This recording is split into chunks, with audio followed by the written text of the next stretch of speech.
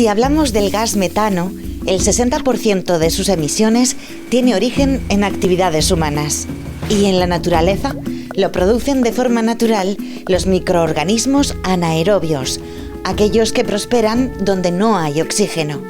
Por eso los vertederos son lugares propicios para la generación de este gas. Allí, los microorganismos descomponen los residuos orgánicos que quedan atrapados en las bolsas de plástico que se almacenan extremadamente juntas, creando metano. ¿Y qué puedes hacer tú al respecto? Trata de reducir la cantidad de residuos que envías a los vertederos y más específicamente los residuos orgánicos. Puedes evitar tirar comida a la basura. Para ello, reduce la cantidad de comida que compras y evita que caduque. O puedes reciclar los residuos orgánicos de tu cocina para hacer compost y con él enriquecer tus plantas.